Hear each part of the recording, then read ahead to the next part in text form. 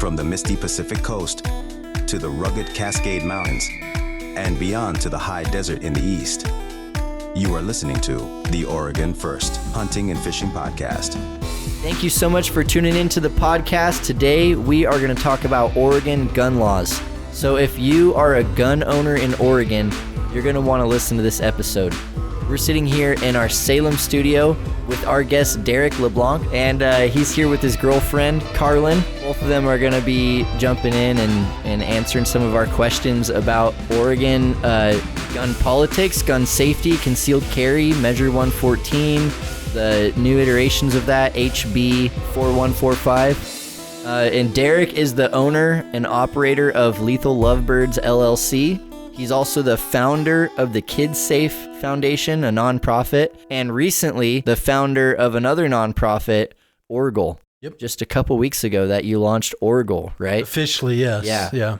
And you've shared with me now that, and we'll keep it for the listeners, that you're wearing 3 different hats. You try to keep them as separate as you can, because you've got your day job, Lethal Lovebirds, doing the training classes and concealed carry and all that. And then you have the Kids S.A.F.E Foundation, which is really advocacy and trying to help create a safer environment for kids. Yeah, it's gun safety education. Yeah. So accident prevention, we get them on the range and teach them how to shoot as well. And then you have ORGOAL, which is now more on the political side of things. It is, yeah. And fighting for gun rights in Oregon. So, man, you're doing a lot. Yeah. I have people that believe in the work that I'm doing. I'm thankful to have the opportunity to be here to speak with you guys and kind of share your microphone and talk about some really important topics. Absolutely. Yeah. And I think our listeners are going to love getting to hear some of this stuff.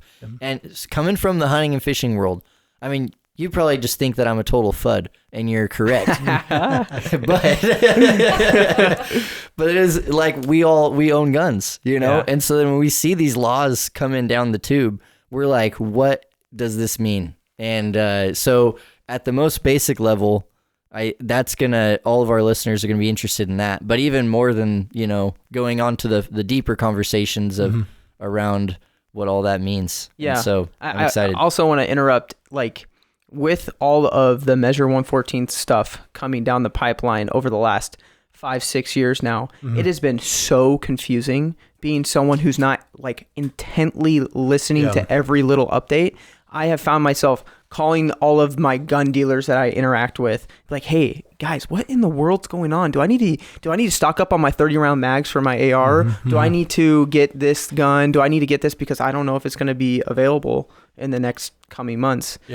So having a resource like you to talk to on the podcast for our listeners, for us hunters who kind of just don't necessarily want to pay attention to all the little microscopic gun details, but it does impact us because there is this overlap. So I'm super excited to talk about this. No, I appreciate that. And that's the biggest thing is they'll start off with your 30-round magazine, and then they'll come after your bolt-action rifle. That's the way this stuff works. It's incrementalism designed to disarm everybody because they want to create this utopia. It's not going to happen just because we have a 2A right. And so that's where the hunters really need to be involved with this because, especially shotguns as well, right? So it might be the AR-15 today, but it could be the bolt-action rifle next or the shotgun, you know? So that's where we all have to kind of pay attention and be a part of the process. Yeah, absolutely.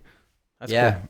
And on top of it all, Derek is an NRA certified firearms instructor. And so, I'm excited to pick your brain. All right, well, let's get into icebreakers.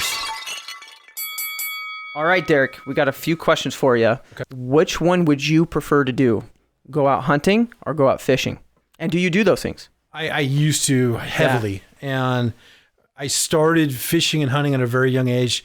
I really do I like to fish. That's kind of my probably, because it's a little bit, it's the water. It's more very relaxing. You're closer to the earth, I feel, like in the water. So. Yeah, absolutely. I totally share that sentiment for sure. But I do love upland game. That was one of my favorites, and deer hunting, and so I started at a very young age hunting with my dad. So it was really cool. That's awesome. That's awesome. What type of fishing did you guys do down in Eugene? So a lot of steelhead salmon fishing. Yeah. Really? So okay. that's part of my favorite is probably salmon fishing. That's awesome. Okay. Now we're gonna get into the gun stuff, which I know you'll like. Okay. Would you rather own, or I don't know if you framed this question. Gage, you're the one who needs to know these more than me. Like mine are probably stupid. Okay. So that's why I want you to, and think in the context of concealed carry, probably. Oh, okay. Yeah. Okay. Yeah. I'm going to take this next question a little different. Yeah. If you had to pick, and let's say budget wasn't in the question. Yeah, I know.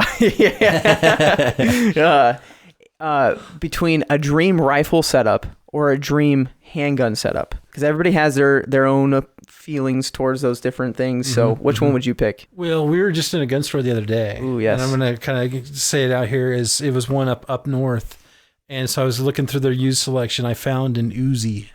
It's an original Israeli Uzi with a folding stock on there. Wow. I consider it a handgun, but it's something that's so iconic. Yeah. That's something that I probably want. Like, you know, when I've had my hands on, it kind of felt recently. Would it be considered like a collector thing? Or? It would, yeah, for sure. Yeah. I like to collect. I mean, they hold their value. You know, that's what the people that don't like guns and hate guns and are afraid of guns, they don't understand is like, that's a monetary value for us as gunners. Like your rifle probably has a carbon fiber barrel or fluting or a nice optic, you know what I mean? So it's like, they're an asset to us. And that's the way I view them. Yeah, so. for sure. Yeah. And they're really robust. Yeah. Very robust. It's not like, I mean, thousands of rounds will wear them down, but throw a few hundred rounds, you can go and turn around and sell that. It is almost like an investment a little bit. Yeah, I never lose money on a gun ever. That's cool. Yeah. So. Yeah, that Uzi, that sounds really interesting. Yeah, super cool. Okay. Next question. Do you like revolvers, or would you rather stick to more of the semi-autos if you had to pick? For a defensive purpose, I've always been like a semi-auto guy. Gotcha. I don't prefer the revolver just because they're a little bit more cumbersome, harder to reload, less ammunition capacity. So I do prefer a semi-auto. Gotcha. And here's an additional question to this because I just thought of it. For your concealed carry pick, would you rather have a hammer action, like a hammer action, kind of like 1911 style, or would you rather have a striker fired? Always striker fired. Yeah. Okay. Yeah, I'm not. Just because of one safety, typically it's on the trigger itself. For my Glock or my Walther, those are what I prefer. Okay. Cool. Yeah, I kind of lean towards that way. I was just curious if you maybe had like a insider knowledge or something. No. I think for the people listening home, like the best concealed carry gun is the one you're going to carry. It's the one you feel comfortable with. So some people will be in a revolver, some will be in a 1911. I just know for me, my comfort level, I prefer a striker fired semi-auto. Okay. Okay. Nice. Cool. That's good to know. Next question, and maybe you can just give us kind of like your general year-round thing you go to the most. What's your favorite concealed gun? So it depends. Okay. Right? Yes. So I've been a Glock guy for so many years, Yeah. Probably 15 plus years, and I've never had an issue with them. Recently, we just got a new sponsor with Walther. And so I really fell in love with their products. So I switched to a Walther PDP Pro, which I really, really love. And so, there's, depending on what I'm doing, right? So we're fishing, hunting, we have guns that do different things. For my concealed carry, depending on where I'm going is kind of what I'm going to be doing. If I have to be discreet, it's going to be a smaller gun, like a Glock 48. Yeah. But if I'm coming up here and it's, potentially dangerous, I'm going to carry a bigger gun. Yeah. Wow. Yeah. Okay. Man. Yeah, I'm not a huge guy, so I have to kind of lean more towards. I have an FN Reflex is my concealed carry gun, even though I don't have my concealed carry license. Okay, that will be my concealed carry gun, but I have to lean more towards the smaller stuff. But do you have like your summer carry? I used to. Yeah. I used to have like the Glock 48 would be the go-to in the summertime. Yeah. I kind of changed that as things kind of got crazy and more dangerous in 2020. Oh, for sure. And after, so I just went to a full-size gun and never went back. Yeah. And so now I always... What's it chambered in? 9mm. 9mm. Yeah, 9mm. Okay, that's a whole discussion we get into. The comment section will come alive. Yeah. Yes, comment. We love to hear from you guys. Okay, last question here, and I'm going to add one thing to this. For a home defense gun, like bump in the night next to your nightstand, are you grabbing your pistol, shotgun, and I would add an SBR, maybe like a 300 blackout or something like that? Yeah. That is the wild part about gun guys is we always have different, like it's like your golf clubs, right? Yeah. You have the putter, you have the pitching wedge, you yeah, have all these different things. So I have guns that do different things, All right? three So, right by the bed. Typically, like if I heard a bump at night, I'd probably grab my handgun just because it's right there and it's easy to deploy. It's got a weapon mounted light. It's got an optic on there. Also has a flashlight. So everything's contained in that gun. Also, it holds 20 plus one. In the gun. That's a big clip. And so, but depending on the situation, if it's like a societal unrest, I have shotguns. I have AR-15 and 300 Blackout, which is an AR pistol, which I can shoot inside my home without hearing protection because it has a suppressor on it. Man. And it's subs. Subs. Super great. And then I have a 5.56 as well. So there's all these different options for me. I'm hoping I never have to get to that point, but we have them just in case, So yeah, absolutely. That's cool. Well, thank you for listening. If this is your first time, second time, or 100th time tuning in, thank you for joining. If you're not already, follow us on the platform you're listening to or whatever platforms you like to use. We love to hear from you. So if we say something stupid or something really awesome, please let us know. We want to hear from you. And then for our next event that is coming up here really soon, we're already into May, is our bass fishing trip here May 30th. The spot we have picked out right now is about an hour from Salem, which I know for some of our listeners can be far. For other of our listeners, they're like, oh, sweet, that's in my backyard. Yeah. But so no matter what, someone's going to be unhappy. But I've been told that this is some good water to hit. And we do have Little Dave's Baits sponsoring us. So everyone who comes gets a grab bag of free swim baits and bass baits. So that's just a super cool thing that we can say thanks to. That's Dave Knievel Jr., who runs Little Dave's Baits. We can say thank you to him for that. So yeah, thanks, Dave. Yeah. And that'll be fun. Thank you, Dave. May 30th. Once again, you can see more info on our socials and then also on our Facebook group, Oregon First Hunting and Fishing. All right. Well, it's time to get into the news. Normally on the news, we're talking about some sort of, fishing scandal or... It's weights and fish.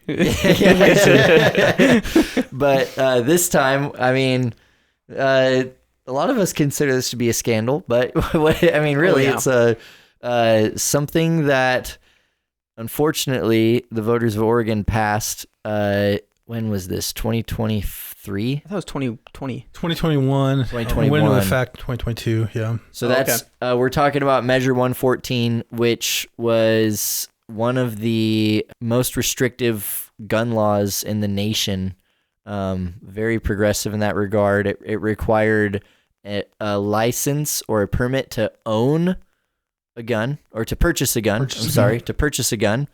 Limitations on magazine capacity, just all kinds of things that didn't just impact what people who don't know consider the big scary guns, but it impacted everybody. Yeah. The thing is, like, even for example, the 10 round limitation, the 10 round mag, like there's so many guns that you buy that just have more than that. Like that's just normal. Yeah. Put into perspective of how ridiculous it is. Yeah. But maybe engage what were you going to say? I was going to say, even my tiny little concealed carry gun, the smaller magazine is an 11 plus one. So like even my smallest, meant to be the tiniest concealed magazine I have, can't even comply with that. But also with Measure 114, just to add a little bit more to that, with the actual Measure 114, and Derek, please correct me if I'm wrong, it's the language in 114 is extremely vague.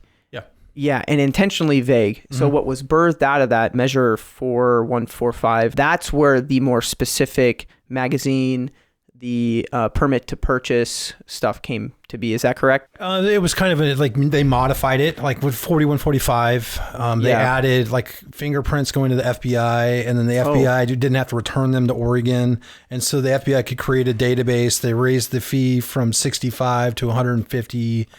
So there's all these other things with 4145 that was extremely bad and definitely made it worse for gun owners in Oregon. And like they said that they were trying to improve the bill. They didn't improve the bill. They made it worse. And, I've been part of this process with Measure 114 since it was an IP, and that was in 2021.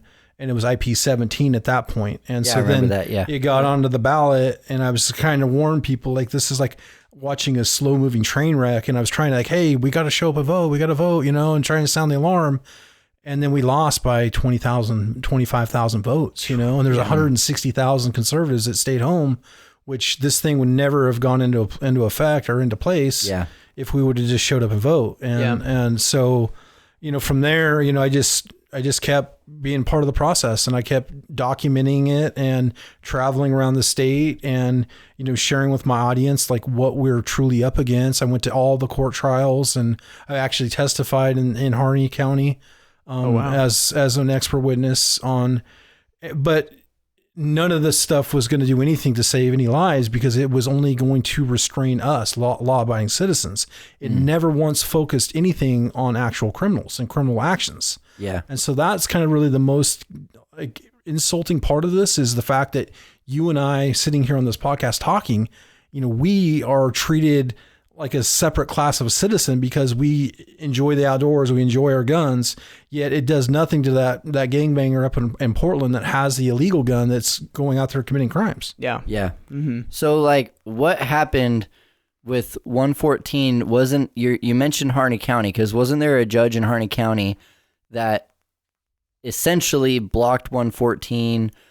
Could you maybe tell the story of what happened there and why they had to create HB 4145?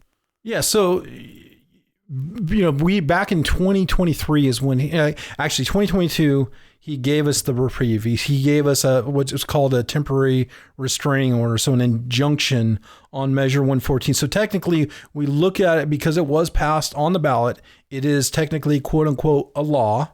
Okay. Mm-hmm. The problem is injunction relief prevented that from being enforceable, right? Yeah. And so from that, there was all these different challenges. We had a challenge in federal court.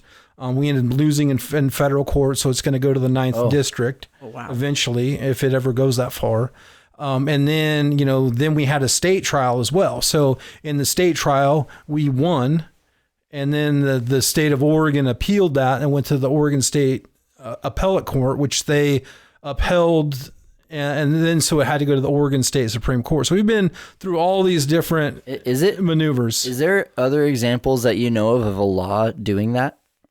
What do you mean? Well, it just feels like it kept getting hot potatoed from one thing to the next, even when a certain court or judge would shut it down, and then it would get moved to try again through this other court.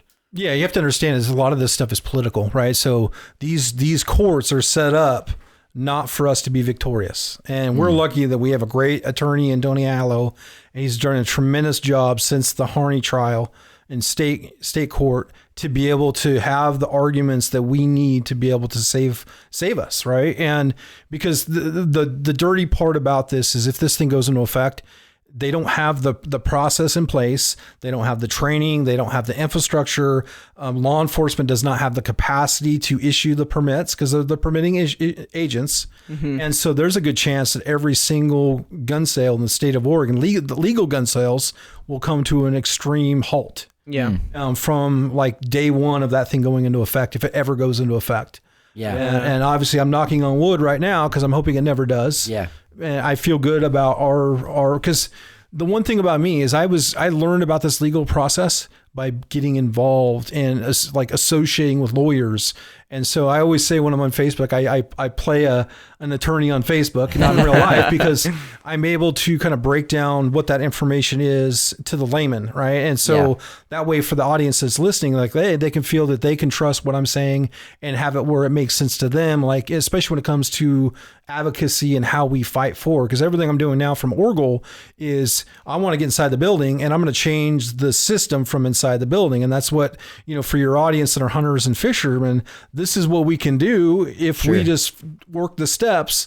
And the goal is to just get more people involved and know that our state is worth saving and we should try to save it. And this is how we can do it. Mm-hmm. Yeah. And I'm just sick and tired of being dictated by politicians that my lifestyle's wrong and I should not be living my lifestyle. My lifestyle is a free lifestyle. My lifestyle is a safe lifestyle.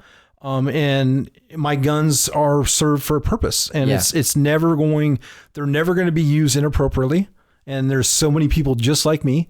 Yeah. And so, we are the norm, and we should not write policy on that's going to restrict our ability to do what we do. Yeah. And so we're going to just stand up and push back. So who were the ones that originally blocked 114? Was it individuals? Was it attorneys? Like, I thought it was a judge. So the way who brought it to the judge? Like what? Who was the one that stopped it? So Tony would know better the names. I know they're individuals. So they're just people. Individuals. So the way it works, right? For us to be able to file a lawsuit to stop something like this, we have to show some sort of harm. Okay. So there was a person that was trying to buy a gun in Harney County, could not buy a gun because of the background check process. And so he was able to have damages. And that's where, Tony was able to file a lawsuit on his behalf. And Tony is the attorney, right? Yes. Yeah. Okay. Tony Aiello. Okay. Yes. He's filed the lawsuit, and somehow it wrapped into 114. Yeah. So his argument is Measure 114 is unconstitutional at face value. Okay. And so what he did was able to get that injunctive relief from Harney County. Mm-hmm. And so that's what put a pause on everything, even though it did become law. Like statutorily, it's law, but the fact is, it's not enforceable. Fascinating to me how that. Yeah. Okay, because this whole time I was trying to figure out like how did the brakes get applied? I was grateful. I was like, that's okay, wonderful news. When early on we're hearing the news about Harney County judge has deemed and so then I've always wondered like, well, how did it even get to that? So it's very good information to know. And so then from there, though, because it was shut down, the House Bill 4145, who made that happen next? Was that something that had to happen because of 114 being shut down, or were there politicians that wanted to continue to push that agenda? Like, what happened there? Absolutely. So there's what you need to understand about Oregon politics, and especially when it comes to gun control, it's a very symbiotic nymph. Like they rely on each other. The anti-gun groups rely on the politicians. The politicians rely on the anti-gun groups, and they're very symbiotic. They work together. And so we start last year with Senate Bill 243. So 243 basically changed the effective date of Measure 114 to March 15th of 2026. So this year. Yeah. Okay.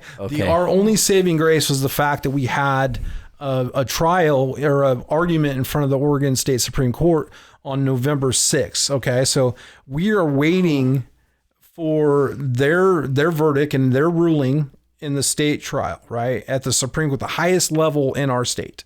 Okay. And what they did is they thought that it was going to be a slam dunk for them. So they moved this bill from last year to the effective date of March 15th of 26th of this year.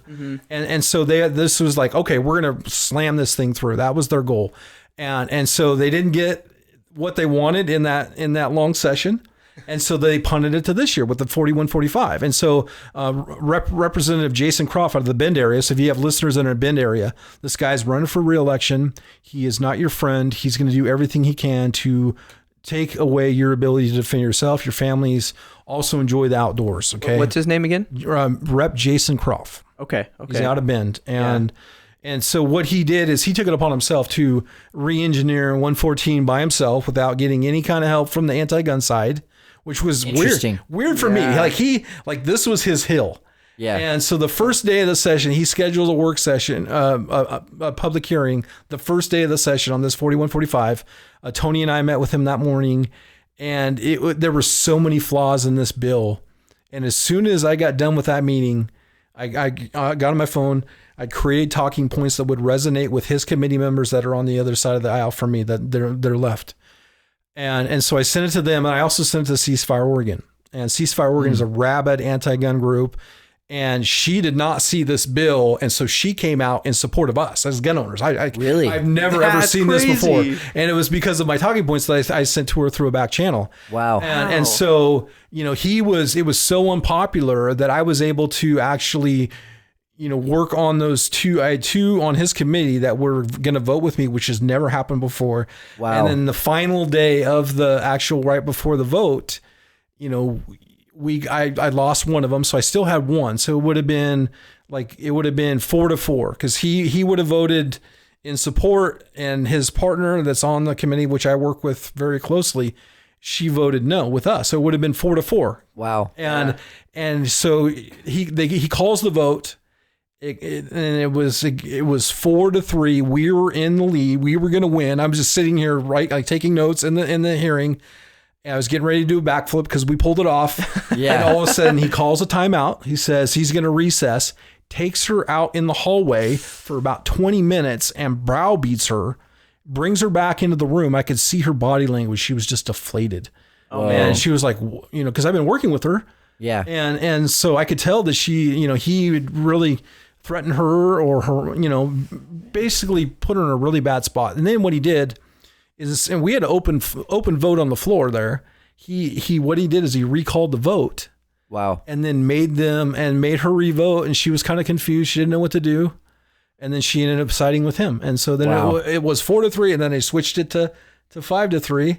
Wow. And this thing, and that's something that lit a fire in me like I've never seen before, because I was How long ago did that happen? That was February 17th, February 16th or 17th. Of 26. Of 26, yeah. Yeah, that's recent. A couple months ago. Yeah, it lit a fire in me, and so I saw some buzz about that online, but hearing that it was so personal to you, it was like, that's crazy. Yeah. Why it was personal to me because he stole that from us. Yeah, exactly. Stole that no vote. Well, you had something to do with that situation. Yeah. And I felt like, because everybody talks about how corrupt the system is, but until you see it in your own eyes and you can document it, and that is corruption. And you have a microphone. He didn't get the desired results that he was banking on, and so he changed the rules and then got what he wanted. And so I was on my way home, I called Tony, and we had a 3-way call with Ed Deal too. Ed Deal was helpful that day. Mm-hmm. And so then they told me about this Rule 27 complaint. And so in that regard, so as soon as I got off the phone with them, they sent me the email. I filled out the complaint. I slept on it. The next day I filed the complaint, and it's an actual ethics complaint. Okay. And so what's funny to me is Jason Croft, the representative we're talking about from Bend, he sits on the conduct committee. So he has a conduct inquiry against himself. Exactly. So what I did, now I'm starting to play the game, right? So at that point, I filed that complaint. I sent it to the Legislative Equity Office. That's their only job is to police the legislature. I sent it to them, and then what I did is I sent it to his committee, and I CC'd him, and I sent it to all of his. There's 10 people on that committee. And so he would have to recuse himself. That was my goal, right? Wow. Yeah. And then eventually I forced him to resign from that committee because I put so much pressure on him. Yeah. And then, they ended up denying my complaint, but then that's when the news stories started rolling. Mm-hmm. Oh, perfect. And that's where I've seen the coverage of, Yeah, it was huge. And it was something where I had to change a tactic. I didn't know what to do because he put me in a position where inside of the building, I have people that rely on me for information. Mm-hmm. And this is a move that I could play, and I played the game, and it worked. And so we started doing email campaigns and just hammering their inboxes with these messages. And wow, it was great. And so that's crazy. But the one thing I will say about that bill is there was 36 pages for 4145. On day one. And once we put so much pressure on him, once it got over to the Senate side, the final move that they did is they gut and stuffed his entire bill, and they moved the effective date to January 1st of 2028. So those 36 pages got cut out of the bill. And then instead of having the March 15th of 2026 effectiveness date, it got moved to January 1st of 2028. So now as gun owners, we have a year and a half to figure this out. So what is their strategy of doing that? How does that help them? Well, they don't have the process. They don't have the funding. They don't have the infrastructure, so it's good for them, right? It helps them because they're just going to get sued again. Because now it's someone's job to try to make that infrastructure exist, or is it just going to be floating until then? Well, we're still waiting to hear from the Oregon State Supreme Court. Like ultimately, they're going to be the final say. Yeah. If they say this thing's unconstitutional, then it's just a bad memory at this point. Yeah. So so I'm not super familiar with all the governmental stuff, so I'm going to use really like layman terms here. So Measure 114, that's at the tippy top of Oregon's legislative. The Oregon State Supreme Court, yeah. Supreme Court, okay. Yep. It's there. So they're still discussing it. This Measure 4145 or 54 is what you guys were discussing, and they were kind of cocky, essentially. Absolutely. They were cocky. Yeah. They were like, oh, we're just going to get it thrown in here. We're going to get it passed, whatever. Yeah. And then you guys come in and you say, absolutely not. They kick the can down the road to 2028 to do whatever they need to do to get the traction that they need, correct? But then what if at the tippy top they say, nope, unconstitutional. What happens to 4154? 45. It goes away. Okay. It goes away. Just boom. Yes, it's nothing. It dies with 114. Absolutely, yeah. Okay. So that was one of our arguments is like you could moot our Supreme Court ruling, right? And so he kind of took that offensive. That's the only thing he listened to Tony and I, because Tony said, you're going to moot my case. Yeah. And so he put that in the language that it's not going to moot it because that wasn't his attempt. But he was basically trying to kind of ram it through. And I think a lot of it is because they don't have the funding for it because we're broke as a state. Yeah. Wow. You know, and so they're trying whatever they can to do to, ban gun sales. I mean, that's what it comes down to. Yeah. And the way make it as hard as possible because they can't ban it. Yeah. But they're going to try to make it as legally hard as possible. Yeah, 100%. And then with the magazine capacity thing, like it makes like you have a detachable base plate on your magazine. Yep. Like that could be illegal under Measure 114. It's a Class A misdemeanor. Okay. Oh, just for having the magazine outside of your home or the range. Yes. Oh my goodness. Wow. So that's the dirty trick that they did. Is it could have been a 7-round magazine. Yeah. But if it has a detachable base plate, because I can just throw out that little clip thing. You have to read the fine print, and that's what it was. Very deceptive what they did. Wow. And it's my hope. There's a lot of good folks in law enforcement that they're not going to charge good people like us with the crime for having an arbitrary number in our magazines. That's my hope. Yeah.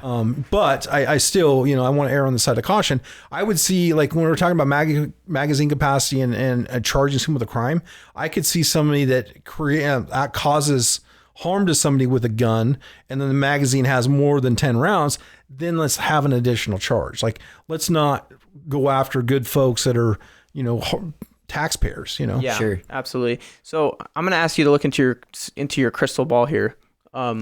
With Measure 114 at the Supreme Court, what do you think the outcome's going to be on that? Have you heard murmurs and things like that? Maybe give us some insight there. Well, I wouldn't have gotten this far if I wasn't a gambling man. Okay. So I'm always going to bet on us. I'm going to bet on gun owners. I'm going to bet on our attorney. He feels really good about his argument. And if you haven't seen what he did, he put on a show. And it's on my YouTube channel. And so, the other side had no idea what they're even talking about. Even the judges were asking questions about, rights and privileges. Like they did not have the basic understanding of a constitutionally protected right. And so that's where I feel that we're going to be, vindicated here. Obviously, I'm always going to be optimistic. I'm always going to have hope because I know there's people that pay attention to the words that I say.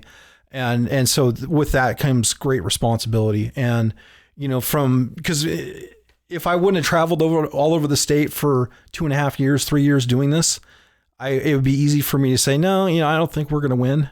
But since I have such inside information, because I've just followed this whole thing, I feel good and I have hope. And, that's the people that are listening to this. I hope you have hope as well, because we're not out of this fight. Yeah. Yeah. Me speaking as a layman on this, it can be extremely deflating. I love my guns. I like to have 30-round mags for my ARs and all that different stuff. And I definitely don't want my rights infringed upon. But when you live in such a liberal state that is, I work in Portland. I see it all. I really am I work in a big corporation that's pretty liberal. And so I'm always surrounded by the liberal mindset. And it can be extremely deflating. I'm like, man, Oregon's going down such this bad path. Like, I don't know what the future of me having can I have 3 rounds in my tube when I'm out duck hunting? I don't know. Am I going to be subjected to just one? So hearing that gives me a whole lot of hope, and I hope it does for our listeners too. Yeah, I mean, everything I'm doing with advocacy, for so many years in Oregon, there's always that doom and gloom, right? Yeah. It's always like, they're coming, I like this really shrill, like, I'm trying to give people hope, just because there's things that we can do. Like, part of what we can do is we can write new legislation. That's what we're going to be working on as ORGOAL, is we're going to be writing new legislation. So, sportsmen, if there's something that we want to fix about the system, let's come forward with the ideas. Let's introduce the legislation and let's get it into the process. That's the one thing that I've learned through this process. I've built a lot of relationships inside of the building on both sides of the aisle. So I have people that are Democrats that support the work that I'm doing. And so we're going to work with them to bring these bills forward. And it's going to take the auction out of the building and put them in a position where they don't know what to do with their hands, right? Because they're not used to this kind of pressure and this type of, like, I feel like we're righteous here, right? We have a constitutionally protected right, and it doesn't come from our Oregon legislature, come from our Constitution. And so we need to get back to living under the Constitution. And that's part of us. What we're doing as ORGOAL is we're going to make sure that we're going to bring the Constitution first. I think too, there's because this stuff isn't happening on a federal level, like everything we're hearing about across the nation with gun laws is state. And I've always noticed, I'm a young man, but I've been around for a few elections, and it seems like whoever's the president, my day-to-day life doesn't really change all that much, but whoever is on these state level positions and these county level positions, they actually make a pretty big difference in my life. I hope that everyone can kind of wake up to that. Yeah, I mean, we have to vote like our rights depend on, because they really do. We can't live another 4 years under where we're living. It's just not sustainable. Yeah, and I think for your age, your demographic, like, don't give up hope. Like, join us, be a part of this process. I think one of the best things we can do as parents, we talked about earlier before the podcast, is get involved with the school boards. Right. The most impact we're going to have is to protect the school boards, and then at the county level, and then to the state level, because you got to be able to affect the policy in your kid's school. If your kids are going to be in the public school, that's really important. And so, that's why all the bad folks that we don't want involved always gravitate to those positions. Yeah, because they know how important it is. And we have to clock in. Yeah. Like, we can't say that we love our state if we're not willing to do the work needed to actually save or take something back to protect our state. Yeah, for sure, man. Well, let's transition the conversation now. I think that we covered that pretty well. But I do want to say thank you for that. It's fascinating to hear it from a reliable source, because, man, for the last couple of years, it's been like everyone has a different view of what's happening. And, I'm not going to lie, I panic bought a few things. Yeah. Gage panic bought a few more things. And I don't know if you did too, Derek, but it's like to hear that, this is what's happening. This is where we are. I think that's extremely valuable. So thank you for that. Oh, can I add one more thing? Yeah. I'm actually really curious. NFA items. Yeah. What in the world's going on with that? Okay. Shout out, no more $200 tax stamps. I just got a suppressor, so I'm super happy about that. Awesome. Yeah. Could you give us a little insight on that? So this is a really kind of thing that we're watching as an organization, ORGOAL, is because the Oregon Revised Statute says, and I forget the actual verbiage, but it says that our suppressors have to be registered with the feds. Okay. Yep. So in a perfect world, right, with what's happening, the NFA would be repealed. It goes away. it puts all of us at risk. And so that's one of our key issues that we're going to go after, is to make sure that we clean up that Oregon Revised statute so we're protected. Okay. Because, it could potentially be a felony if we don't protect it. And so that's where we're going to be going to. And we're looking at all these different parts of Oregon Revised statute that need to be fixed, and we're going to fix them. But yes, I highly love the suppressor game. It's for my hearing, helps with gas mitigation. It's really great. And so I encourage people now that there's not a tax stamp, is to go get your first suppressor if you're thinking about it. You'll enjoy it when you're out in the woods hunting, So it's a really great benefit to your lifestyle.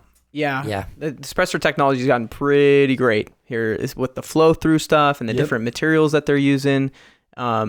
I'm really excited. This is going to be my first hunting season for deer that I'm using my rifle with a suppressor. Sweet. I'm super stoked about that. What kind did you get? I got PWS, the BDE. So it's a few years old, but it's titanium, 3D printed. It's like hybrid flow through type of a thing, and it's got detachable baffles at the end. So cool. I'm super stoked to use it. What caliber? 30 cal. Okay. Yeah, and it's going to be on a 308 for my bolt, and then it's going to be on my 5.56. So little it's switcheroo there. Yeah, switcheroo there. Very cool. Yeah. Yeah. Cool stuff.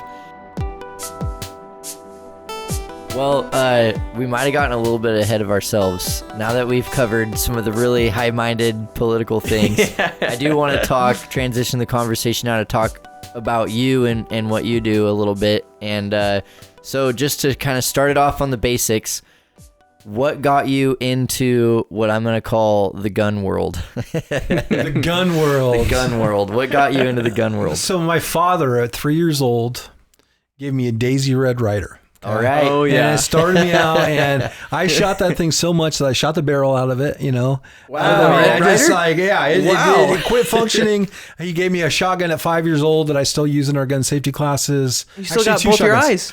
I still got both my eyes. Yeah, absolutely. Wow. Barely, because we didn't have safety glasses back then. But it was something that. And then, living rurally, I was able to be out, I'd get out of school, I'd go duck hunting so it was like the outdoors growing up, be hunting, fishing was really important to me. And then I had an example of a situation that happened to me in 2013 that really changed my life and put me on this path to where I am today. And so I was unarmed, and I was put in a violent encounter, and oh, wow. And like I was saved by my own gun. Yeah, I was saved by my own gun. And so I've used that to obviously empower and educate people, but also stand in defense of my civil liberties. I will never, ever give up my ability to defend myself, period. Yeah. End of story.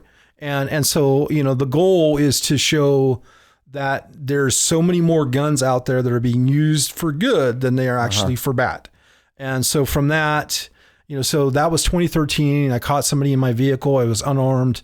I fought with him for about 10 minutes on the ground. Wow. I didn't know if he had a needle, a knife, any kind of weapon that kind of hurt me. Yeah. And I was calling for my girlfriend at the time to get my gun. And so she finally came out with that pistol grip shotgun, pointed at him. He gave up, called the cops. Cops came about, 8 minutes later. So about 20 minutes into this whole ordeal. Wow. And so nobody woke up. My neighbors, nobody woke up. The only person that woke up was our son. And he thought I was being arrested for having too much ammunition, right? So he didn't know it was because I caught this guy inside my vehicle, and I went hands on. And so from that, I became an instructor, and also started kind of talking about gun rights and using that story and working on my messaging, right? So I remember my first speech was, I think, 2014. It was on the steps of the Capitol building. I had a pistol grip shotgun slung over my my shoulder. I was at a microphone, and it was pretty raw back then. I was pretty fired up, and I realized as I'm kind of come and take it type, I realized that only maybe 10 people out of the whole crowd it was resonating with. I'm like, wow. So my messaging's off. So I needed to change my tactics. So that's when I started learning more and figuring out how I can change the messaging to be more kind of inviting and welcoming. And here we are today, And 2014, I was, working a graveyard shift, and I went through this intersection. I was driving a dump truck, and there was this flash of light, and there was a voice that said I had to protect the kids. And I didn't know what it meant at the time. I didn't know if I had too much Red Bull, if I was hallucinating. But what I realized later, it was the Lord. He was, and that was right when I was. And so the Lord spoke to me at that moment, and I could have had two things I could have done. I could have said, it's not the time. And somebody else could have done that. Or I could take that word, that spoken word, and put it into action. And that's what I did. Man. And so I got off work I'm getting chills just talking about it, because I always do. I got off work that morning at 6 a.m. and I slept until about 8 a.m. And then I got on my computer and I started looking at programs, because I was a new instructor, and I was like, okay, well, maybe gun safety, right? And so I started looking at programs, and there wasn't really one that would met what I wanted to do here in Eugene. And so I started to develop my own, and it took me about 2 years to put the program together, and we became a nonprofit in 2016. And now the Kids S.A.F.E Foundation's reached over 30,000 kids in 11 states and taught them life-saving skills, That's amazing. So and it's our struggle is always funding. Our struggle is always getting more people involved in the program. But I know he won't let me fail. Because I wouldn't be here today speaking to you if it wasn't for him. He called you to it. He did. Yeah. Wow. And that's it's been the greatest. I've met a lot of great folks. I've done some really great things. And I'm just thankful. Yeah. That's amazing. So I think that's why I have so much hope, because I know what it's like to be disarmed and not have that ability to protect myself. Yeah. And I know the terror that I went through in that moment, because I didn't know it was going to be him or me. Who was it going to be? And I was aggressive enough to make sure that it wasn't me. And so I kept control until I was saved. But that kind of lit that fire under me. These rights are so important that I have to figure out how I can do my part to help protect them. And that's where I am today. Yeah, man. And so thank you for sharing. That's awesome. It started with you were driving a dump truck, is what you said. Yeah. And you hadn't started your Lethal Lovebirds yet, but you got that call to start the Kids S.A.F.E Foundation. So I was already training with Lethal Lovebirds. Okay. I was a brand new fledgling new business owner, still trying to figure the business part out, and which I don't think I still have figured out, because I do too much stuff for free. But it's something that's it's important to me, right? And so it was in the beginning of the training with Lethal Lovebirds, and the story's kind of funny, where with Lethal Lovebirds, it's kind of a funny name for a business. Well, we were coined that on the internet by a blogger. He called us the Lethal Lovebirds. Wow. Why? That was just what he came up with. I don't know where he came up. It was before AI. And he came up with this name, Lethal Lovebirds. I'm like, oh, that's kind of. Why was he writing about you? He was writing about how she saved me with a gun. It was a good story. It was a good story, and so I was like, okay, well, I'll just run with it, and just as something to ode to the beginning of that night and what it kind of started for me, and then maybe a year or so later, that's when the whole idea with Kids S.A.F.E came to. And then you went through the process of starting a nonprofit, which is daunting. Yeah, that's a process. How many people do you have on your board? 3 or 4. Yeah. Wow. And so, that's managing a nonprofit is no joke. That, Well, when you say a lot of it, and you talk about Lethal Lovebirds as my business. My business is really Kids S.A.F.E. I'm 40 to 60 hours a week on Kids S.A.F.E, even though I'm a volunteer. But it's just managing, making sure we can stay up with all the stuff that we have going on, and scheduling and sponsors, and trying to get funding, outreach. Outreach is huge. Yeah, but I have some good people around me. A lot of people that believe in what we're doing, and so I'm thankful for that. And some people that just Carlin here, she travels all over the state with me, or all over the country with me. Just that she believes in what we're doing, and so that means a lot. And so. But the one thing I bring back to the audience, if I can do it, you can do it too, right? So if there's something that you're passionate about, get involved, start your nonprofit, veterans, there's lots of nonprofits for veterans, youth, like youth fishing, youth hunting. Those are all things that are needed, right? Because these traditions that we love, they're a generation away from being extinct. You know, and that's where like my role is in Kids S.A.F.E. I feel that these traditions are either always under attack or kids are going to screens as opposed to getting outdoors like we would prefer them to be, you know? Sure, yeah. And so I think for the parents that are listening right now, I think it's important to note that, you know, if your kids are on screens, like limit that. Sure. Get them outside. Teach them a skill, you know, and I'm sure there's a lot of people that do that, and I'm just probably preaching to the choir here, but I want that to be a priority. That's the one thing that we can do to save our country and to save our state is making sure that we're raising our children the way we were raised. Yeah. Yeah. No, that's huge and true. So like what kid is Kids S.A.F.E. for? Is it something that anyone could sign up for, look into, or is it for underserved kids or for every kid? Okay. Every kid. Okay. Yeah. So I'm glad you asked that question. I think the greatest thing that we do is we give every kid equal opportunities, right? There was a kid that came to us that was blind. Wow. And I taught him how to shoot. Wow. Because it was amazing. Yeah, like, wow. It was like the highlight of what I've ever done professionally was the ability to give this kid the opportunity to shoot alongside somebody else. Yeah. You know, and that was our job as an organization to make sure that he had that equal opportunity. And so we built it like first it was kind of rudimentary the first time we were on the range with him where I just hooked a laser up to his muzzle and then his dad was his spotter. But then the second time I built a whole rifle.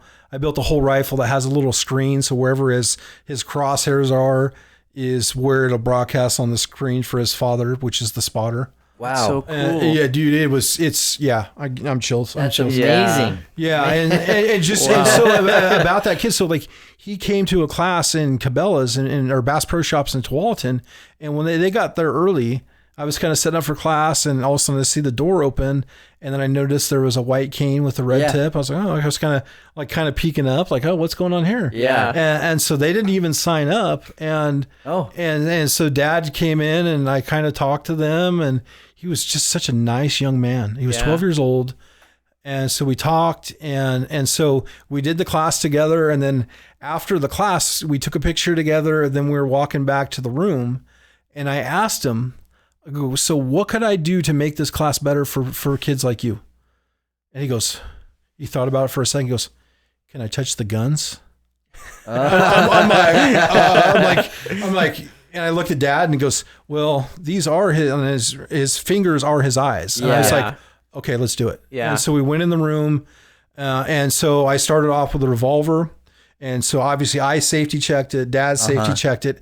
And then I let dad kind of walk him through with his fingers where the hammer was, where the muzzle was, where the trigger was, where the trigger guard is, you know, because let's say he's at a city park or he's out there in public and he comes, or a friend's house, he comes across a gun. He needs to know where the business end is. Right. Yeah. And so that's hugely important. That was I was like videoing it. I was crying. It was so surreal. Oh, wow. And then we tried the same thing with the semi-automatic and we did the same process with the semi-automatic and I just documented the whole thing. It was so amazing. And then we set up, I guess, so, you did this. Would you like to learn how to shoot? Yeah. And they're like, yeah, I think I want to learn how to shoot. I'm like, perfect. So I called my range. I called the range. I go, okay, don't stay with me here. Stay with me here. I have my first question. Do you trust me? He goes, well, yeah, I trust you. I go, okay. Well, I got this kid, a very unique kid, very special kid. He's vision impaired. He's blind. I want to teach him how to shoot. They're like, okay. And so from that, you know, so we started making plans and I got the safety staff in place. And then I also grabbed a magazine, a clear magazine for a Ruger American. Mm-hmm. And then what I did is I dremeled Braille inside that magazine on the side of it. So he could tell which way the bullets are supposed to orient. Right. So it was like a little cheat code. And so, cause I wanted to set him, I didn't want him to get, you know, I wanted him to have the same experience as every kid. Yeah. And I told him, like, since you have this, I always call him an ability. It's not a disability. It's an ability. That's what I called it with him, is you're going to have to work harder than that kid next to you just because of your ability. Right. Yeah. And so I met with him, like class was going to be on a Sunday. We met Friday night for dinner and I gave him this magazine. We're out at this Roxy's, the place in Tualatin. Oh, I love that place. It's my favorite. And so we're sitting on the patio here, and I'm teaching him with dummy rounds how to load this magazine. And people are just walking by, and we're just nothing's happened. And then when he showed up on Sunday, when we got to the range, he loaded his magazine faster than any other kid. Nice. I was like, see, so you did put in the work. He goes, yeah, I did put in the work. and so I gave him his own little ammo, and he beat everybody. That's awesome. It was so amazing. And he cool. shot, and then after that first class, as I was walking, because he's holding his rifle, and I'm kind of holding on to his arm and kind of guiding him back to the rack where we turn in the rifles, and he just gives me that rifle, and I lose it. Yeah. And I kind of embraced him because I was so proud. It was a pride thing. And so one of my board members, he got a picture of us kind of embracing. I have the rifle, and you can see me crying. And so what I did is I had a friend in the industry he's an artist. And so I sent him the photo, and then he made this really nice like art rendering with crayon. Oh man. And so I framed one of them for me, and then I gave one to him and his family. Man. And that's so cool. it was, I love that. Wow. That is awesome. Wow. Man. And that's Sorry all about the because I love it. And that's all because the dad brought his son to this workshop you were doing with Kids S.A.F.E. Mm-hmm. Did they come out to that specifically for that, or were they just at Cabela's? No, they came out specifically. They've been doing research, and they just didn't know how to approach it. For sure. And that's why they didn't call. They just showed up. Maybe it was they probably were thinking we'll sit in the back and see what happens. Yeah. They didn't know that it was going to turn into what it did. He joined us on the rifle on the range twice. Yeah. So it was great to, and then now I have this information that I could use for other kids, right? And so if I ever come across that again, you know what to do. Yeah. So it was great. So if a parent is listening to this and they're concerned, they have a desire to help their kids understand gun safety, how can they take advantage of what you offer? So they can find us on our Facebook page or our website, the Kids S.A.F.E Foundation. Our website is kidssafefoundation.org. There's 2 S's there. Just get involved. It's free. That's another thing that we always struggle with. I mean, the range, we have a nominal fee of $20. Sure. But other than that, everything's free.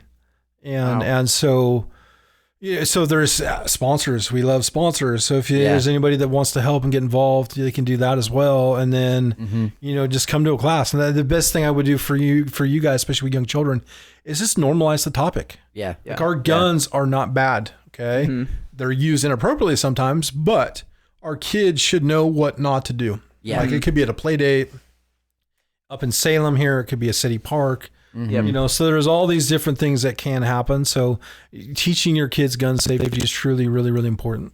Yeah. No, I completely agree. And I mean, I've got 2 small kids, and obviously all my guns are locked up. And one of the changes I made in my life when I had the kids was I just turned the setting on my gun safe to beep when the buttons are pressed. Good. So that was, it seems like a small thing, but I thought, if my kid's in here pressing these buttons, I want them beeping so I can hear and say, hey, But there's just small things like that you think about when you have kids that you don't think about before. Yeah. And even just where you keep your guns and all that.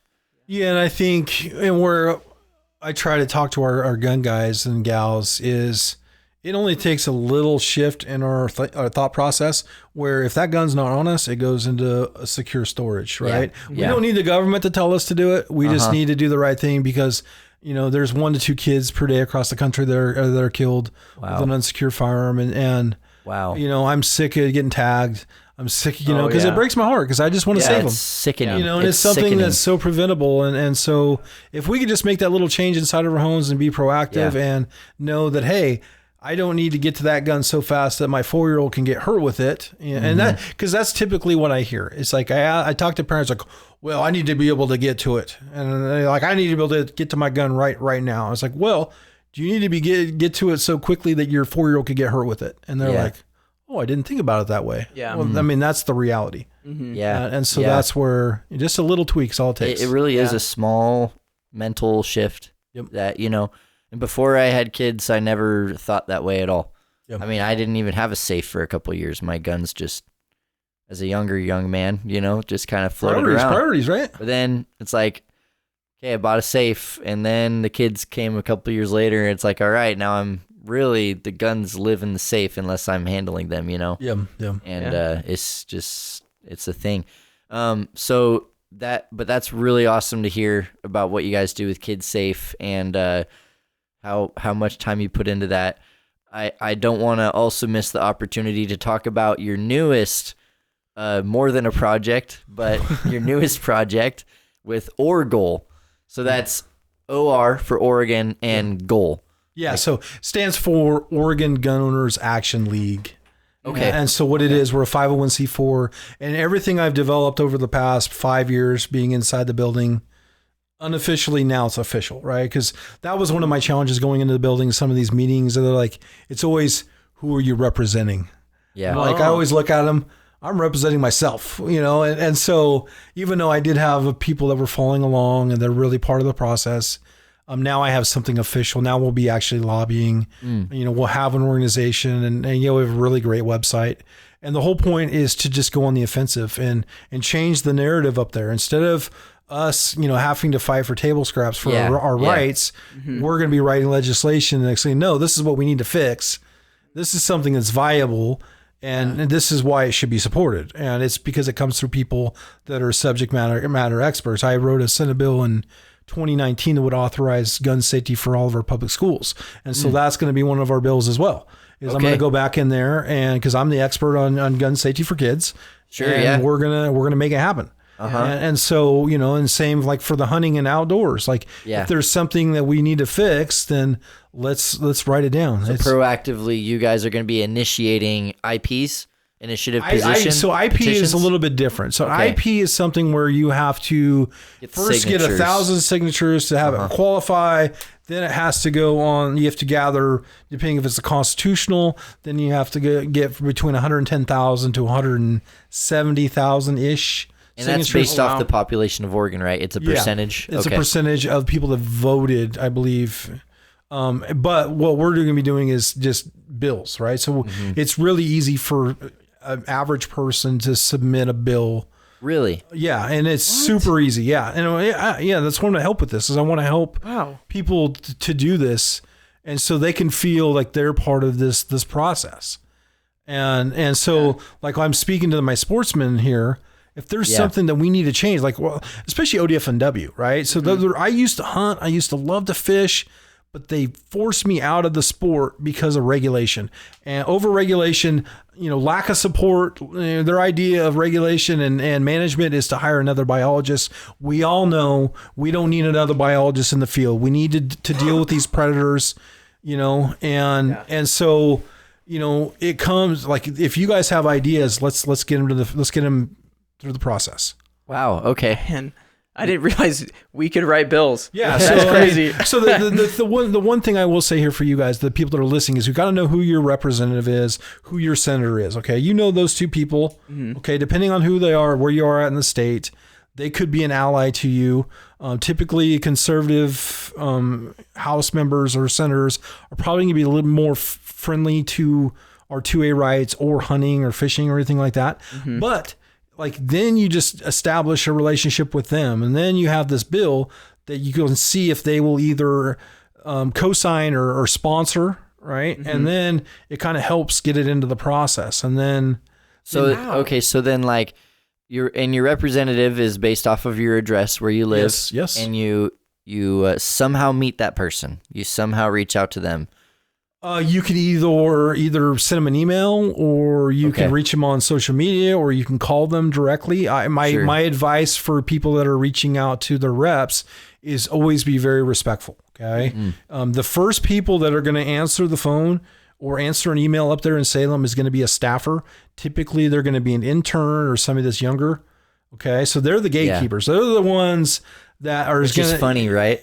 The gatekeepers are the interns. For sure. It's because they're so busy. The reps are so busy. So be good to them because they're the ones that are going to make sure that email gets seen, right? So if you can establish a relationship there, you're going to go a lot further. Yeah. Okay? And so part of that's what we're doing as ORGOAL is we're getting in the building. We have all these working relationships.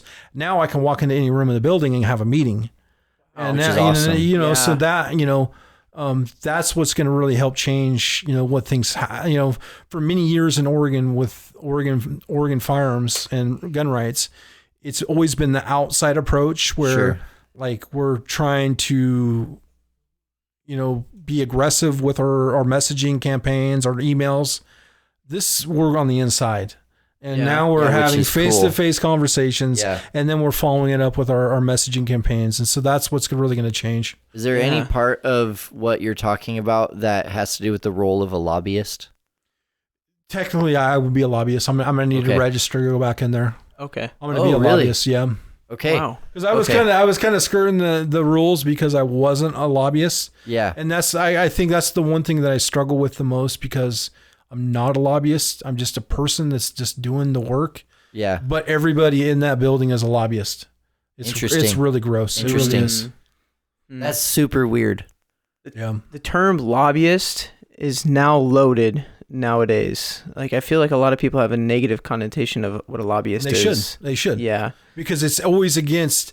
It's those special interests that always vote against your interests, right? Uh-huh. It's like the big corporations, who have like they pay a bunch of lobbyists. You hear about it all the time, like with mining and things. It's like that. Yeah. When I hear the term lobbyist, I think of Gavin Newsom, the Californian governor. Back in 2020 when he shut the state down, and he went and had like some fancy dinner at that Michelin star restaurant or whatever. Yeah, and it was with all the lobbyists. Hey, don't talk about our next president that way. So let them know in the comments, please. Not my president. Hashtag not my president. Oh man, yeah.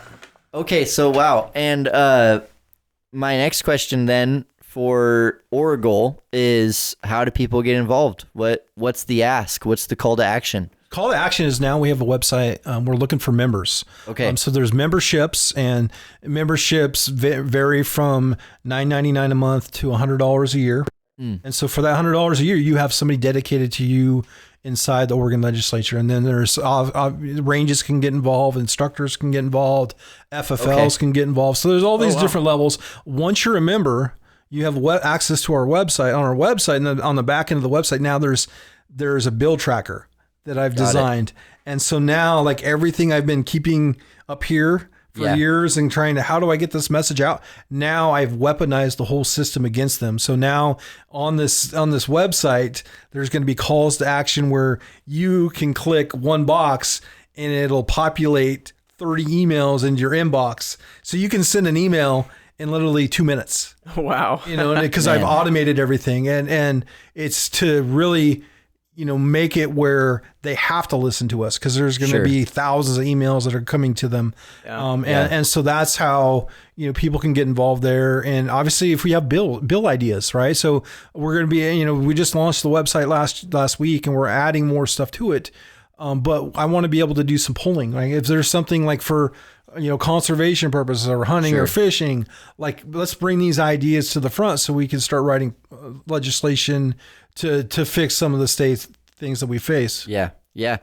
No, and it sounds very similar to what I'm sure you're aware of, how the conservation orgs have been doing very similar things for as far as like the making it easy to reach out to your representative and the emails that it populates, or I like to use them just to like get the contact and then write my own email, because they don't want to read the same email over and over again. Yeah, and that's what we did differently. So when I say populate, everything goes, so 30 emails will be in the BCC line. Sure. And then you put 2, and then you put something in the subject matter, and then your own message. I don't want it to be cookie cutter, because I think we all have our own ideas here. Exactly. I just want to make it where it's, because some people are they're challenged with technology. Sure. So I try to make it as easy as I can, so everybody feels that their voice can be heard. Yeah. That's the biggest challenge that we face is people feel disenfranchised. Yeah. And so I want to make sure that everybody has a voice, that everybody can do it. And that's how we're going to take our state back, is through stuff like this. Yeah. Well, and the people who listen to our podcast, that should sound familiar to them. Like when there was what was some of the most recent ones where we wrote into our senators for different things. Like there's these trapping bans, there's public land sell-offs, there's we were trying to get a bill through for legalizing hound hunting for mountain lions again. Like things like that we've done recently, that like howl.org. Have you heard of howl.org? Is that like the wolf lovers? No, actually, they're a hunting rights advocacy group. Okay, cool. And they had a really big part in blocking that mountain lion hunting ban that was coming down the tube in Colorado. Oh, wow. But we've had the co-founder on the podcast before. Okay. And anyway, they do something similar to like what you're talking about, but with like national and interstate hunting rights. So to the listener of our podcast, this will sound easy to do. And we know what you're talking about when you say, we can go to your website and it helps us get in contact with the people that we need to get in contact to when when we're faced with those things. Yeah.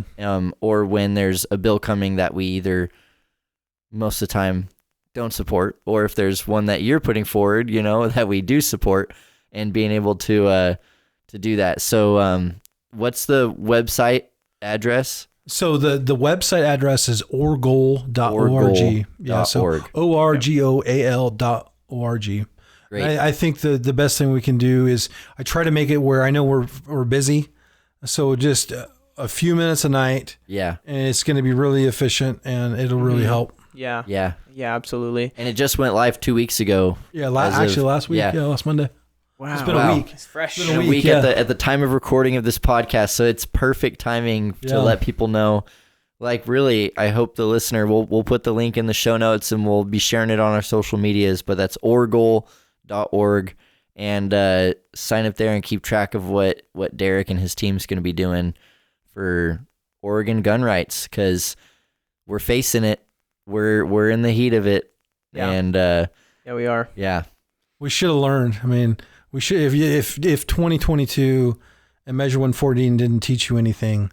I mean, I can't wake you up anymore, because with that thing going into effect, it prevented all those standard capacity magazines from coming into the state. Mm-hmm. Brownells, Midway, all these other huge manufacturers would not ship to Oregon, because technically even though Measure 114 was in the courts in the state, it still says that it's law, so they're not sending magazines to our state. So yeah, what I think the big box stores like Cabela's, Sportsman's, places like that, they don't sell a lot of the times, or at least at one point. At one point, they got rid of all the magazines, and so and this is for my sportsmen here. Yeah, support those small local gun stores. Yeah. Okay, it was the big box stores that were the first ones to get rid of those magazines. Yeah. Wow. A little bit. Yeah. So it's not because of them. It's the corporate office out of the state that's making these decisions.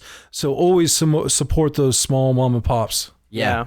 I got my little gun store down the street that's the place that you and I went into, established a great relationship, and like what you're saying, encourage all the listeners to go and establish a relationship with those guys, because they're in business, they have to feed their families, right? And so supporting them, talking with them, a lot of the times they'll have some good up-to-date information on the laws that are coming down the pipeline, but and they'll have better stuff most of the time than you can get anywhere else. Yeah, they'll be able to go and search for that like one AR that you're looking for, or whatever it may be. Just really cool guys too. I've enjoyed meeting a lot of them. So yeah. Well, it's really hard to have an in-depth conversation in an hour and 15 minutes. I think we've definitely covered a lot of ground, and I think it's been a fantastic conversation. Yeah. since we're kind of getting to the end of the show, I want to take a step back, and you talked about the moment when you felt a call from God. And I don't want to just quickly gloss over that. Like, that's a huge moment. And I was hoping if maybe you could speak to two different groups of people who are listening to this. Maybe those who don't feel like they've heard a call from God.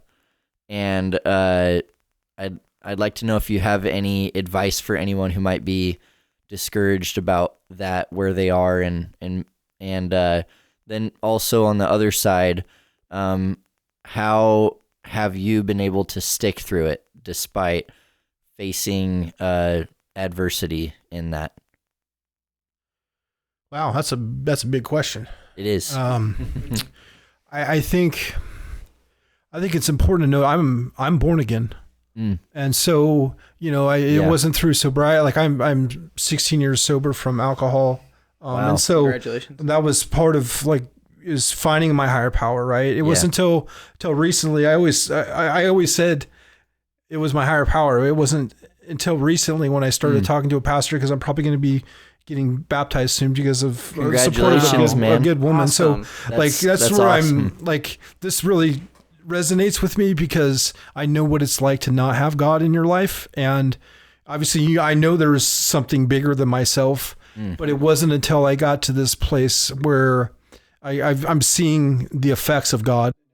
That's my motivating factor here, because I know the stuff that I'm doing here in either gun rights or with the kids, especially, this is so much bigger than myself. Yeah. And so he is in charge, and he's directing me, and I'm the messenger, right? So he is opening all these doors. He's giving me this microphone right now to speak with you. Yeah. And I know there's people that maybe it's foreign to them, right? Yeah. And I would encourage you to reach out to someone that's maybe found faith or is into the scripture, because I feel what our country really needs and our state needs really right now is for more of us to be involved in our faith. Yeah. Because I feel that the people that are in charge right now are very godless. And you can see by their policy and what they're trying to do to impose all their will on us, and all of the, the disgusting stuff that they're trying to push down our throat and subject our kids to.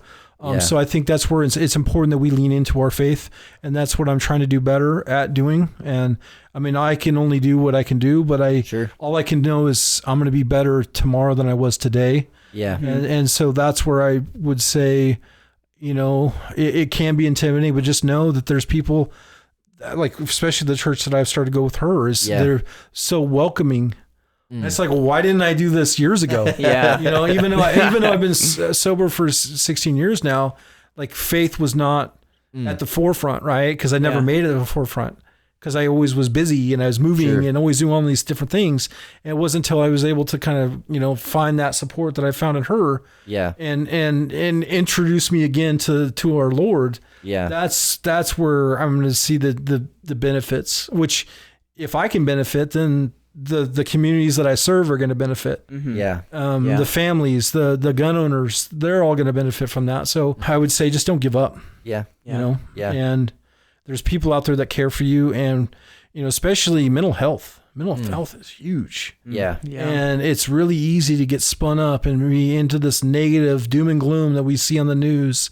And you got to just, one thing I really loved right after, unfortunately, Charlie Kirk was, get out and touch grass. Remember them saying that? Yeah, it was like, I want to say that was the governor of Utah that said, get out and touch grass.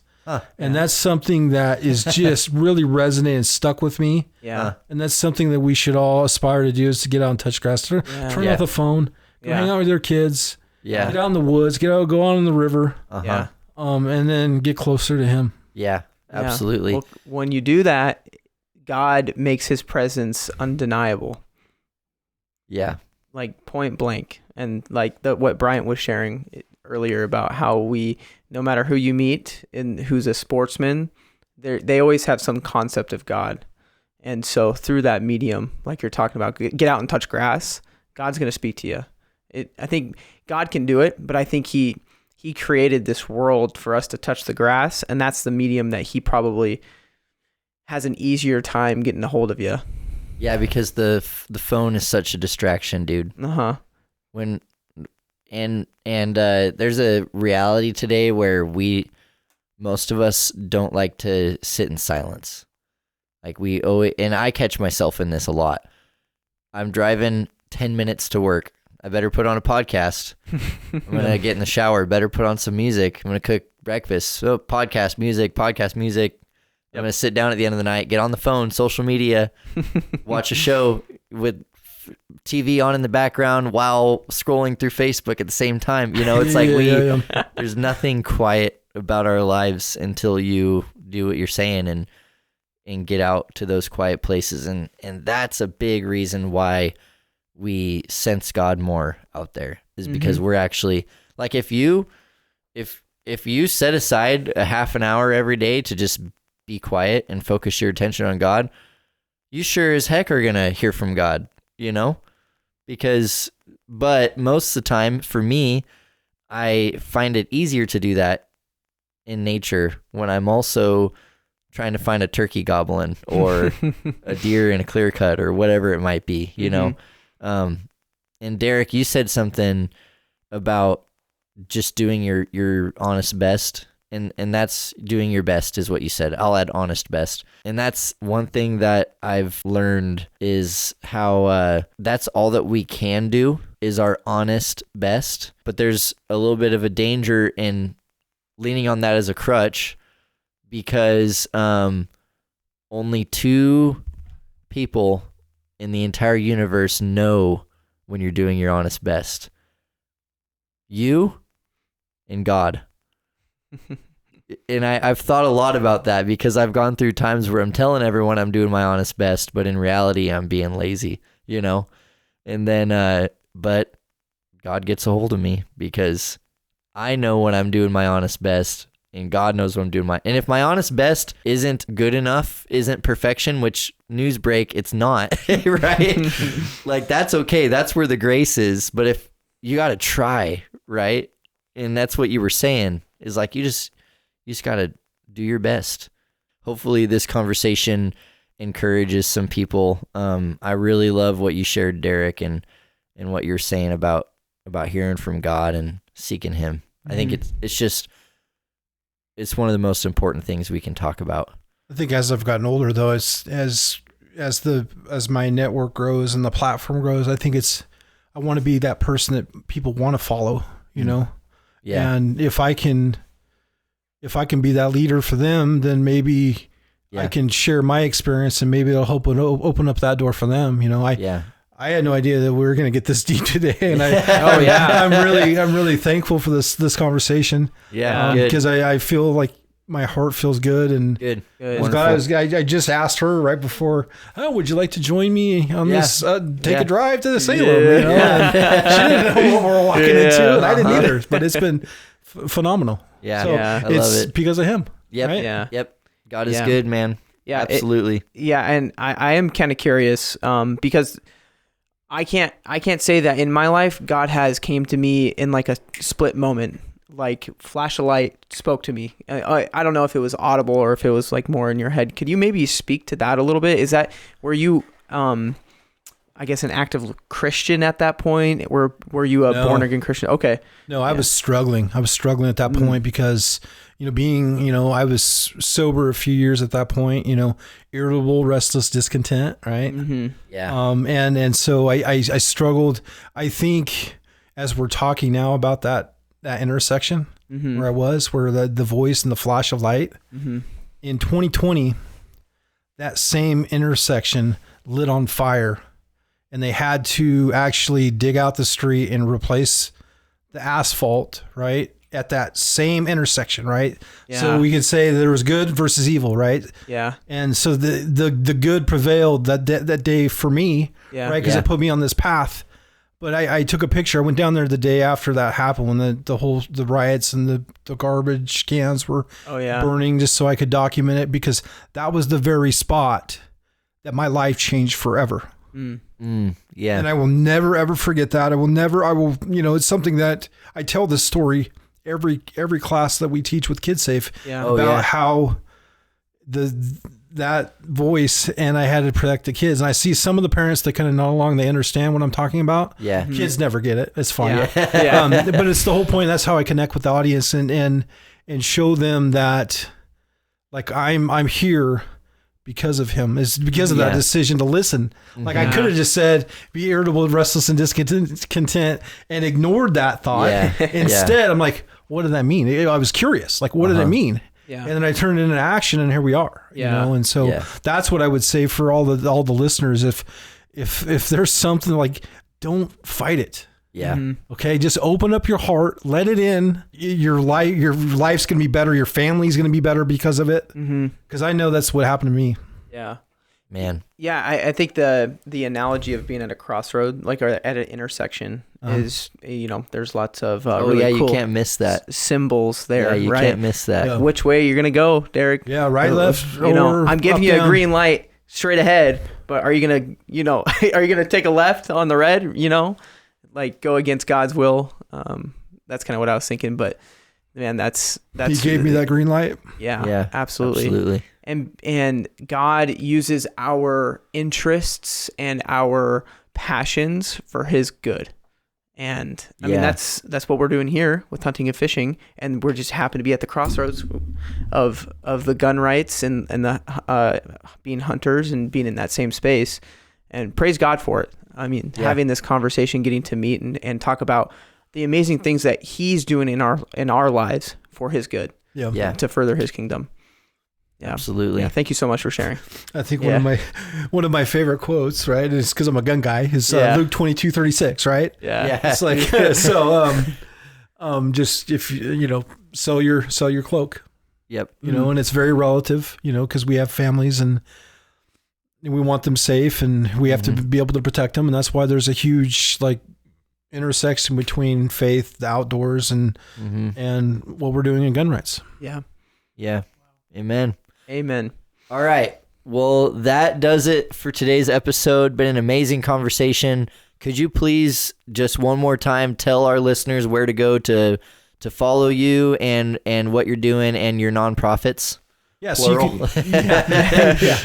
you can find me on my training website, lethallovebirds.com. I also have the Kids S.A.F.E Foundation.org. There's 2 S's there. And also on the new 501c4, it's ORGOAL. So ORGOA.org. And you can find us on Facebook. You can find us on YouTube. We're here with you. All right. So thank you. Sweet. I love it. Follow him. Great. Well, I'm Bryant. This is Gage. I'm Derek. All right. And this has been the Oregon First Hunting and Fishing Podcast. Thank you for tuning in.